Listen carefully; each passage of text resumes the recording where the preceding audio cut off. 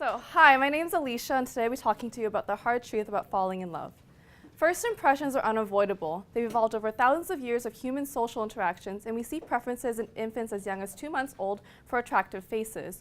We decide very quickly whether we like or dislike a person, and sometimes these first impressions can lead us to great follies.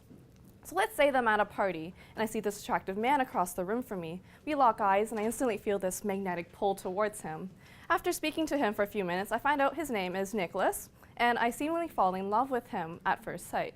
Most of us call this love at first sight and assume that we live on happily ever after. And if this were a Disney film, that would happen. But real life is rarely that simple.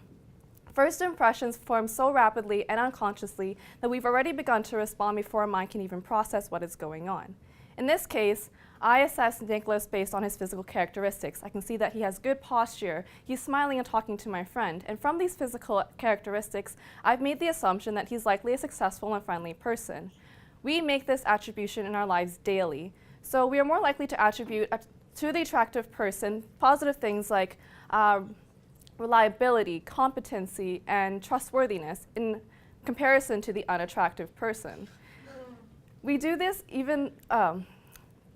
we make this assumption even though there are no known links between attractiveness and these traits. But why do we do this? So we actually know that desire does not necessarily mean commitment. So we might have all these things that we like to see in our potential partner, such as intelligence, humor, and confidence. And when we're interacting with them online, such as on Facebook or video games or chatting on League or whatever, we might find them more attractive than we would in real life. Interacting with a person in real life changes your connotation of those traits. So if I value pride in my potential partner, this doesn't necessarily translate the same way in real life as if I were talking to them on an online dating site. So if I have a positive impression of Nicholas, like I do now, I might be more likely to attribute his pride to confidence.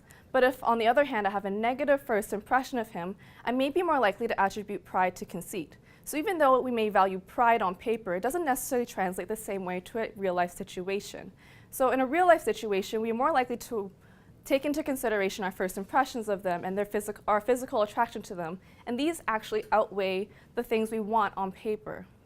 But even knowing this, why do some of us still enter into committed relationships based on our first impression? First of all, we must consider our emotional context before entering a relationship. If we were in a negative emotional state, we may actually be more likely to prioritize their positive traits and dismiss their less than ideal characteristics.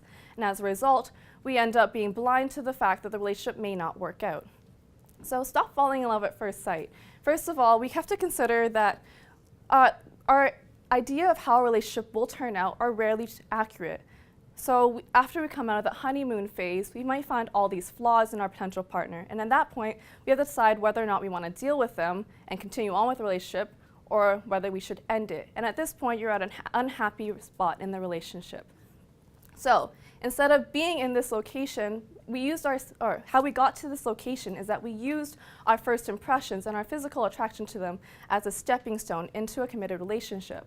And this may sometimes lead us to be unhappy in a relationship because we've created all these unrealistic expectations. So our reality no longer matches our initial impression. We can actually remedy this by taking a look at the factors influencing relationships. So there are 4 factors. We have physical attraction, which we've already talked about in terms of initial impressions and how we view the person physically. But next we can look at familiarity, proximity, and reciprocity. So we can actually take 2 steps in forming relationships. First, slow down the progression of your relationship. By slowing down the progression of your relationship, you actually increase your chance at becoming more familiar with the person. You learn about their personalities, their interests, and how well the two of you interact together. Next, you can spend more time with that person. I don't mean spend every waking hour with that person, because that's a little bit creepy. But over several months, you'll develop a relationship with that person through shared experiences, and that facilitates reciprocity. So as we all know, relationships and friendships are founded on a back and forth interaction between you and the other person. So by using all these things, we can actually facilitate better and stronger relationships. Studies have actually shown that the best types of relationships form when the dynamics of the relationship changes from negative to positive, or dislike to like. So because of this, we may end up actually dismissing the person that we may end up falling in love with due to a negative first impressions. So instead of taking these negative first impressions so seriously, we can actually use them to our advantage. We are aware of them. So by knowing that these negative first impressions don't reflect how a relationship will turn out, we can actually develop stronger and more meaningful relationships. So by doing this, we may find that this type of love over much more time is more meaningful than falling in love at first sight. Thank you.